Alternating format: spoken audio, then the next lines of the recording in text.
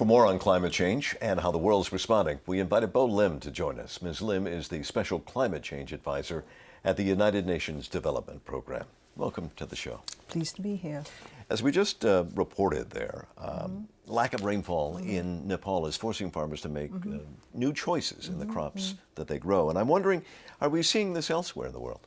Oh yes, many places in the world are being affected in the same way. We're seeing crop switching in the Andes, in Peru, in Africa, switching from sorghum to rice. So it's a very, very common impact we're seeing all over the world. Probably Americans don't think of Nepal as being impacted. We tend to think of larger countries, more developed countries. Right. And yet, as you just outlined, there are a number of nations perhaps we don't think about that are suffering or trying to come up with new ways to grow crops to feed their people. Give us examples of how they're struggling with this. Well, I mean, for example, Nepal and Bhutan and countries which are close to glaciers suffer a lot from glacial retreat. And what's happening in those regions is that the glacier lakes are building up as the glaciers fill the lakes more and more to the point where they just burst and create devastating damage further downstream. So these are really quite tremendous disasters. Well, and that's a specific disaster. How do you deal with something like that? Well, in that kind of example, what you have to do is tackle it from a lot of different ways. One way is to build in more early warning systems, get the people better prepared for disasters which will happen more frequently, relocate people, lower lakes, you know, a number of different things. What can the United Nations actually do when it comes to the issue of climate change?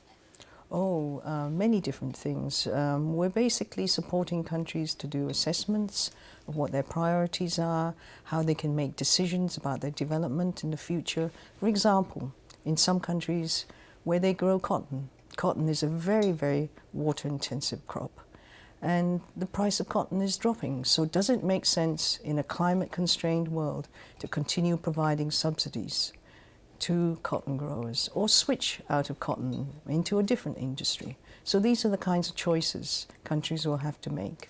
About 30 seconds left. Many of the larger developing countries recently refused to limit the emission of greenhouse gases that they produce. So how can we change that kind of thinking? Well, we're going to have to try to bridge the gap, and this is where the United Nations can help. We can definitely help try to encourage countries, see how we can support them to implement and transition to low-carbon economies, climate-resilient development patterns. And it's very important in Copenhagen, the upcoming climate conference in December, to seal the deal. Bo Lim, thank you very much for joining us today. You're welcome.